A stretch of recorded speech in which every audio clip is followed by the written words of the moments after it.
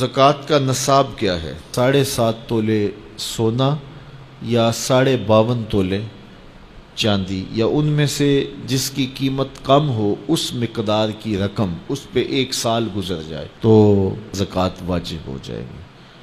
اور اگر کوئی تاخیر کرتا ہے تو گناہ گار ہوگا، لیکن اگر کوئی ایڈوانس بھی دے دیتا ہے تو زکوٰۃ اس کی بھی ہو جائے گی، کہ 2 سالوں کی اکٹھی زکوٰۃ دے دیتا ہے تو یہ بھی جائز ہوگی کہ اس نے ایڈوانس زکوٰۃ دے دی۔ اب زکوٰۃ کے مصارف کیا ہیں؟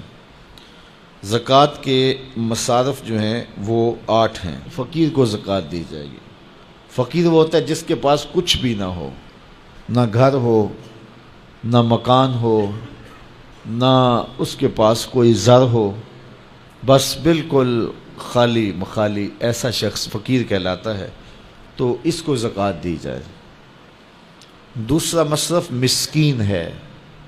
مسکین ایسے شخص کو کہتے ہیں کہ جس کے پاس اپنا ذاتی گھر تو ہے اور تھوڑا بہت کام کاروبار بھی ہے، بچوں کی روٹی روزی بھی چلتی ہے، لیکن اس کے پاس اتنے پیسے جمع نہیں ہوئے کہ وہ نصاب کی ملک تک پہنچیں، یعنی 7.5 تولے سونا یا 52.5 تولے چاندی، یا ان دونوں میں سے کسی ایک کی قیمت اس کے پاس نہیں ہے، تو وہ مسکین کہلائے گا، تو وہ بھی زکوٰۃ کا مستحق ہے۔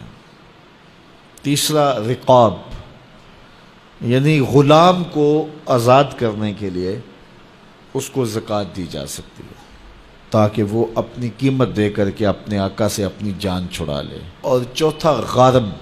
غارم وہ ہے جو قرضے تلے دب گیا ہے اور اس کے پاس قرضہ اتارنے کے لیے کچھ نہیں ہے، تو اس مقروض کا قرض اتارنے کے لیے اس کو زکوٰۃ دی جا سکتی ہے۔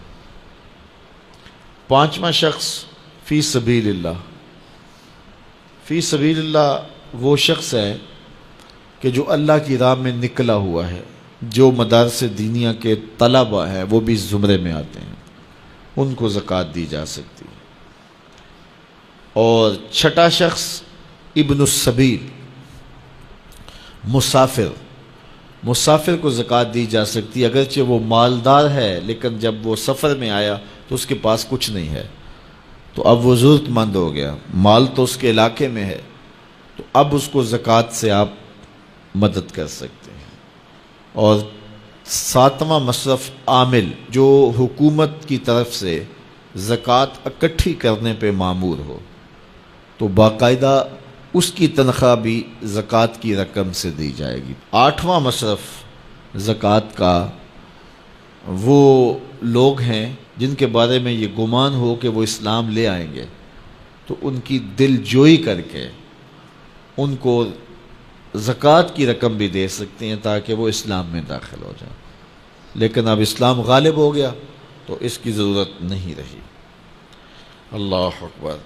تو یہ 40واں حصہ ہے زکوٰۃ کا، یعنی 100 میں سے 2.5 روپے راہ خدا میں۔ ان مصارف میں سب کو بانٹ کر بھی دیے جا سکتے ہیں، کسی ایک مصرف کو بھی دیے جا سکتے ہیں۔ حضرت شیخ احمد مجدد الف ثانی علیہ رحمہ مکتوبات میں لکھتے ہیں، جب دین کا انہدام ہو رہا ہو، جب دین کی قدریں پامال ہو رہی ہوں، تو اس زمانے میں راہ دین میں ایک دانگ خرچ کرنا، ایک پائی خرچ کرنا، دیگر مدات میں لاکھوں روپے خرچ کرنے سے افضل ہے۔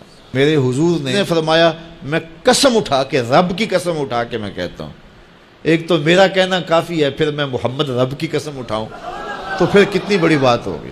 فرمایا، میں محمد رب کی قسم اٹھا کے کہتا ہوں کہ صدقے سے مال کم نہیں ہوتا۔ تمہارا اکاؤنٹنٹ کہتا ہے کہ اتنے کم ہو گئے، تمہارا کیلکولیٹر حساب دیتا ہے کہ اتنے کم ہو گئے، لیکن تمہارا رسول کہتا ہے قسم ہے نہیں کم ہوں گے۔